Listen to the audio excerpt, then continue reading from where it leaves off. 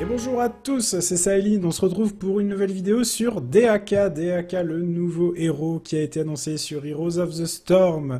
J'en suis certain, vous avez entendu parler de DAK, l'arrivée de DAK qui a été longuement teasée dernièrement par Blizzard. Et bien ça y est, c'est officiel. Vous pouvez déjà vous régaler avec les différents screenshots, screens en tout cas que l'on a trouvé de DAK où on peut le voir un petit peu en action. Le principe de cette vidéo, c'est qu'on va aller analyser un petit peu les compétences et les quelques talents qui ont déjà été révélés sur DAK. Donc je vous avise ça tout de suite, on va faire disparaître le DAK, pouf, voilà, c'est fait. Et on va pouvoir se pencher sur ses capacités donc et les quelques talents que l'on a déjà pu voir. Donc c'est parti.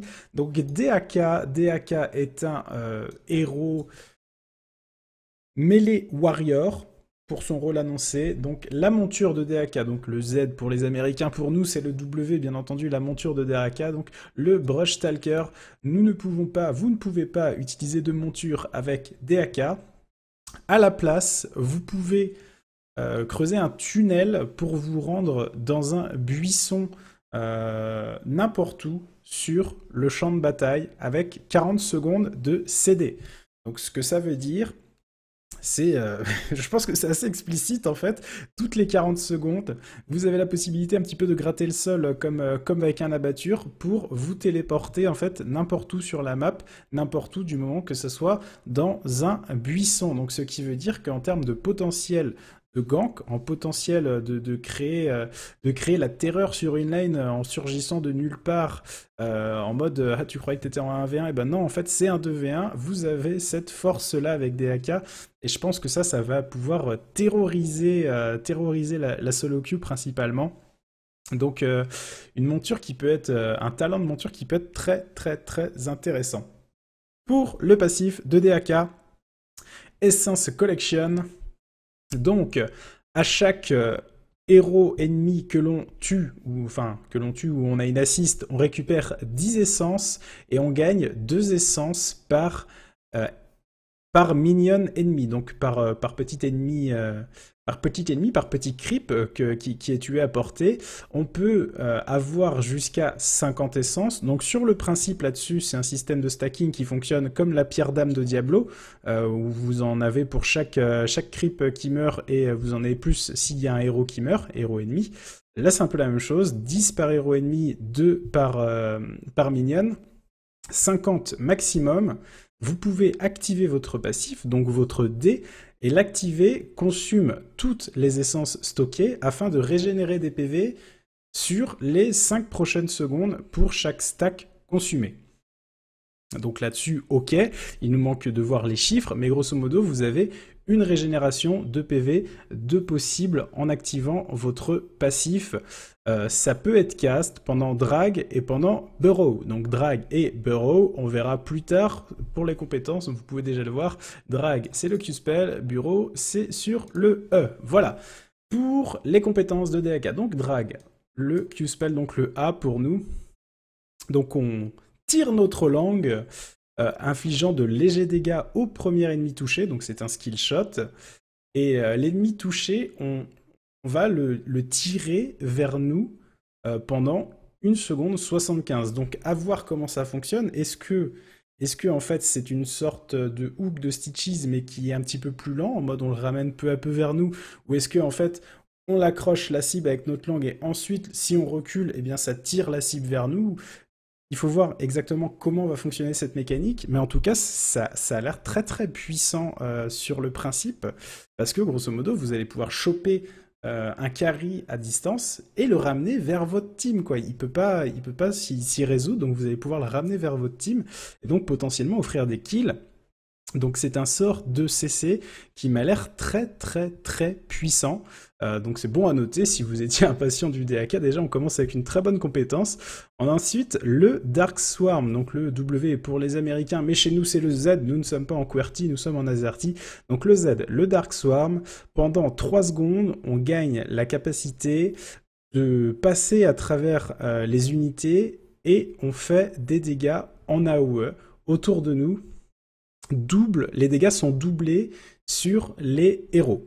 Donc ce qui veut dire que En activant votre Z, vous faites une tempête noire autour de vous qui fait des dégâts. Donc déjà là-dessus pour clean, etc., c'est très bien. Double dégâts sur les héros, donc en teamfight, très bien. Il faut voir les chiffres, bien entendu. Mais il y a aussi cette possibilité de passer à travers les unités. Ça, c'est très très bien lorsque l'on connaît la force du body block dans Heroes of the Storm. Le body block, hein, si vous n'êtes pas familier avec ça, c'est s'il y a un ennemi qui veut rentrer dans sa base, vous vous placez devant lui, il est obligé de vous contourner en fait. On passe pas à travers les uns des autres sur Heroes of the Storm. Donc du coup, cette capacité de body block, eh bien, en activant le Dark Swarm, DAK peut passer à travers les ennemis qui tenteraient de le body block. Et même inversement, il peut passer à travers vous pour ensuite vous body block a priori. Donc voilà, il y a plein de choses à faire avec ce Dark Swarm qui peut être un sort très très intéressant. Il peut être cast pendant Drag et Burrow. Donc Drag, on l'a vu, c'est le Q-Spell. Et Burrow, on y arrive, c'est le E. Donc Burrow into the ground. Donc on s'enfonce dans le sol, on rentre en stase et on devient donc invulnérable pendant 2 secondes. Donc en gros, on a 2 secondes d'invulnérabilité sur le E. Alors là, il y a des questions, bien entendu, qui peuvent popper dans votre tête et dans la mienne aussi. Est-ce qu'on peut bouger pendant qu'on est en Burrow? A priori, non, parce qu'on est en stase. Est-ce qu'on peut décider de l'arrêter plus tôt que les 2 secondes? C'est des petites questions. Surtout l'arrêter avant les 2 secondes. Ça peut être très intéressant. Parce que le Burrow peut être très intéressant. Vous arrivez... un peu comme une bombe ou que sais-je, avec votre DAK, vous allez bait décéder. On va vous envoyer une misère sur la tête, une tempête. À ce moment-là, vous mettez votre Burrow, hop, tous les sorts passent dans le vide, vous ressortez du sol, boum, vous mettez votre engage en ayant envoyé des CD dans le vide. Ça peut être très très fort, donc j'aime beaucoup ce spell. Il va falloir voir dans les faits comment il fonctionne, mais ça peut être très très bien. Pour les capacités héroïques de DAK, la première capacité héroïque, c'est isolation. Donc le premier, launch biomasse. Donc on envoie une biomasse qui fait des dégâts, qui silence et qui slow le premier ennemi héros. Le premier héros ennemi, excusez-moi, je fais la traduction de simultané, je ne suis pas très bon à ça. Le premier héros ennemi touché, donc il est slow de 30% pour 3 secondes. Et il est silence pendant 3 secondes. Donc déjà, ça c'est très bien. Et pour les 6 prochaines secondes, l'ennemi affecté perd la vision des héros alliés. Donc il perd la vision de ses alliés autour de lui. Et il a simplement en plus une vision réduite. Donc vous avez un slow, un silence qui l'empêche d'utiliser ses sorts, je le rappelle. Il ne voit plus ses alliés et son champ de vision est réduit. Je pense que c'est un excellent CC. Il faut voir comment va être gérée cette perte de vision concrètement. Mais déjà, le slow plus le silence, c'est très bien. Pour isoler une cible, pour la tuer, c'est très très fort. Et on a ensuite, en deuxième capacité héroïque, l'adaptation. Après 5 secondes de délai, 60% de tous les dégâts qui ont été pris pendant ce temps, donc pendant les 5 secondes, vous sont rendus en PV. Donc ça veut dire que grosso modo, en fait, si vous tenez 5 secondes dans la fight, tous les dégâts qui vous ont été faits, enfin non, pas tous les dégâts, du coup 60% des dégâts qui vous ont été faits vous sont rendus. C'est très fort. Sur le principe, ça veut dire que si vous tenez 5 secondes, vous négligez 60% de tous les dégâts. Donc par exemple, un bouclier renforcé, level 20, c'est 75% de réduction de dégâts pendant 4 secondes. Donc en fait, vous êtes sur une sorte de semi-bouclier renforcé, mais il faut que vous teniez 5 secondes. Donc j'aime bien le principe, parce que ça vous rend extrêmement tanky, mais ça n'empêche pas le counterplay de... on peut burst, par exemple, un DAK, contrairement à un Muradin, par exemple, qui pop son bouclier renforcé, vous ne pouvez pas le burst pendant qu'il est sous bouclier renforcé. Donc ça laisse des possibilités de counterplay, tout en pouvant rester très fort.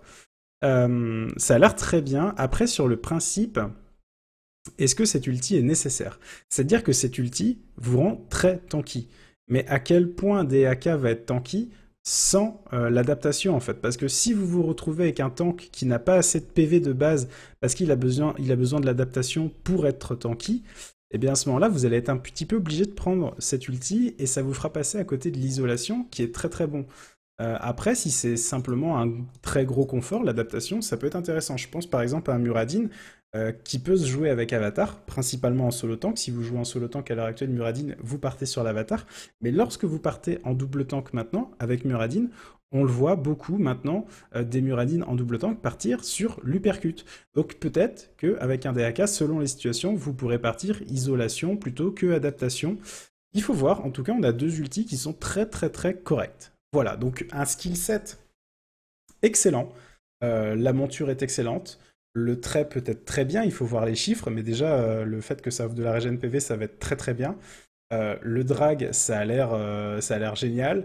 Le Dark Swarm, ça a l'air très très bien aussi. Le bureau, ça a l'air super, les plays qu'on peut faire avec. Donc il a un très très bon skill set. Ces deux ultimes me plaisent beaucoup. Je pense vraiment que ça va être extrêmement sympa. Reste à voir les chiffres. Cependant, pour les talents, il y a quelques talents qui ont été révélés. Donc au level 1, on a le choix entre l'Enduring Swarm. Donc Dark Swarm réduit les dégâts des capacités. Donc Dark Swarm, c'est le Z. On ne sait pas encore de combien ça réduit les capacités. Je pense que sur un level 1, ça va être 25%. Donc en gros, vous avez possibilité d'avoir une réduction des dégâts des capacités lorsque vous êtes sur votre Dark Swarm, donc un très bon level 1. Essence Devourer. Si on récupère des globes de régène, ça nous donne de l'essence. Donc l'essence, c'est pour le passif, l'essence collection. C'est bof, honnêtement c'est bof. Je pense qu'il faut peut-être voir combien un globe donne de stack d'essence, mais pas fan du tout sur le papier. Enhanced Agility, Collecting Essence, Increase Move Speed. Donc lorsqu'on récupère des essences, donc notre passif, on augmente notre move speed. Donc c'est ce qui veut dire, si je comprends bien, que plus on aura de stack d'essence, plus on aura de move speed. Ça c'est très très fort. Ça, j'aime beaucoup. Ça, j'aime beaucoup parce que vous n'avez pas de monture de base avec des AK. Peut-être que vous avez votre Brush Stalker. Donc, vous allez souffrir un petit peu de la move speed et il n'a pas de compétences de mobilité. Donc, peut-être que Enhanced Agility, en fait, va tout simplement être la mobilité qui lui manque de base. Et en plus, il l'aurait dès le level 1. Donc, il faut voir dans les chiffres si c'est pas 10% de move speed à max stack. Parce que 10% de move speed, c'est vraiment pas très généreux, mais si c'est déjà un 20% de move speed qui peut être donné à max stack, ça serait déjà énorme. Donc j'aime beaucoup, beaucoup ce talent. Et enfin, Tissue Regeneration. L'essence augmente la régène de PV de manière permanente. Ah, attendez, parce que récupérer de l'essence, c'est le passif. Donc si on les dépense, on garde quand même la régène de PV. Donc c'est-à-dire que c'est chaque fois qu'on va en récupérer, en fait, finalement, que ça va nous donner des stacks sur ce Tissue Regeneration. Il faut voir les chiffres, ça peut être intéressant. C'est un peu comme les globes hein, qu'on voit beaucoup au level 1, sauf que là, au lieu que ça soit sur la récupération des globes, ça sera sur la récupération de votre essence, l'essence de DAK. Donc ça peut être intéressant. Des très bons talents de level 1 en tout cas, même si j'avoue que l'Enhanced Agility me plaît beaucoup, mais de très bons talents de level 1 tout de même. Level 7, Feeding Frenzy. Donc, les auto-attaques réduisent le CD de drag. Donc, drag, c'est votre CC, le très gros CC qui a l'air très très bien. Donc, les auto-attaques réduisent le CD probablement de 0,5 secondes, peut-être 1 seconde. À voir, on ne connaît pas la vitesse d'attaque de DAK, on ne connaît pas le CD de drag, on ne connaît pas toutes ces choses-là pour savoir si c'est intéressant ou pas. Va rester assez évasif parce que c'est difficile de dire si c'est un bon talent ou pas tant qu'on ne connaît pas la puissance effective de drag, son CD, la vitesse d'auto-attaque, tout ça. Constriction, increase drag duration, donc augmenter la durée de drag. Drag qui dure déjà 1 seconde 75, augmenter la durée, je ne sais pas de combien on l'augmente, si c'est de 0,25 c'est pas terrible, si c'est de 0,5 ça commence à être très intéressant, si c'est plus je pense que ça sera complètement craqué. Donc un talent à surveiller selon les chiffres qui seront donnés, mais ça peut être très très intéressant. Symbiosis. Alors, on réduit le CD de Dark Swarm lorsque l'on touche des héros. Donc Dark Swarm, c'est l'AOE que vous avez autour de vous avec votre Z. Et donc quand vous touchez des héros avec votre Dark Swarm, a priori, ça réduit le CD de la Dark Swarm. Donc il faut voir de combien ça réduit le CD à chaque héros touché. Il faut voir quel est le CD de Dark Swarm de base. Mais ça peut être très intéressant, surtout que je pense que Dark Swarm va être votre principal outil pour faire des dégâts, vu que le Burrow ne fait pas de dégâts, et le drag étant un CC, ça ne devrait pas être un outil de dégâts. Donc Symbiosis, pour faire des dégâts avec DAK, pourrait être très intéressant. One Who Collects. On augmente les essences que l'on gagne sur les minions. Ça dépend, l'augmentation d'essence que l'on gagne. Et ça dépend s'il y a un véritable build intéressant à faire avec l'essence. On voit par exemple que sur le 1, par exemple, le 1 va synergiser avec le 7. Si on prend la Tissue Regeneration qui augmente la régène PV pour le gain d'essence et qu'on augmente l'essence qu'on gagne avec les minions, ça peut combiner, donc pourquoi pas. De base, Constriction ou Symbiosis ont l'air très intéressants au level 7 sur DAK. Et enfin, level 13, donc je vous avais prévenu, il n'y a pas tous les talents qui ont été révélés pour le moment, c'est simplement du mining d'informations qui a été effectué, qui a été trouvé sur des screenshots de partout. Je crois que ces dernières informations, là, c'était sur des screenshots brésiliens, donc voilà, pour vous dire à quel point ça a été renseigné de partout. Bref, pour le level 13, Swift Pursuit, on augmente la move speed dans les buissons. Ça peut très bien synergiser avec le Brush Stalker, puisque de toute façon, votre capacité vous permet de pop dans des buissons, et après vous pouvez augmenter votre move speed dans les buissons. Pourquoi pas, ça dépend aussi des maps. Si c'est des maps où il y a souvent des zones de fight autour de buissons, ça peut être très intéressant. Si c'est au contraire plutôt sur des lanes où il n'y a pas de buissons ou quoi que ce soit, ou des objectifs avec très peu de buissons aux alentours, ça peut être moins intéressant. Je pense que c'est un talent qui peut être intéressant, mais pas forcément dans toutes les situations. Ferocious Stalker, Brush Stalker increase move speed, donc ce qui veut dire que le Z augmente la move speed. Mais alors, dans quel cas? Est-ce que c'est après avoir utilisé notre passif? Est-ce que c'est de manière permanente? Comment ça se passe? Est-ce que c'est lorsqu'il est en CD? Lorsqu'il n'est pas en CD? Il faut plus d'informations là-dessus. Mais move speed, sur un perso qui n'a pas de mobilité de base, comme pour le level 1, je dirais que ça peut toujours être très intéressant. C'est toujours bien, en fait, de pouvoir combler vos points faibles. Whirling Dervish. Half duration of disables during Darkstorm. Donc en fait, ouais, ok, c'est comme c'est sa propre version de l'acharnement, c'est 50% de réduction de CC, donc de crowd control, donc des effets de contrôle tels que les stuns, les slow, les silences, toutes ces choses-là, lorsque vous êtes sous l'effet de Darkstorm. Bah, c'est à peu près comme un acharnement, tout simplement, donc il n'y a pas forcément trop à débattre là-dessus. Ok. Sur le level 13, ouais, à voir, je pense que ça sera très situationnel. Les trois ont l'air corrects. Il n'y en a pas un qui a l'air de sortir du lot, tout simplement. Voilà pour les capacités et les talents de DAK, tout du moins ce qui a été révélé pour le moment. J'espère que vous aurez apprécié cette vidéo. N'hésitez pas à donner votre avis. Qu'est-ce que vous pensez de DAK, de ses capacités, de ses talents? Qu'est-ce que vous attendez de ce héros? Est-ce que vous l'attendez même, tout simplement? En attendant, n'hésitez pas à vous abonner. Ça fait toujours plaisir. Laissez des commentaires. Passez une très bonne journée. On se retrouve très bientôt pour des nouvelles vidéos. Ciao, ciao les gens.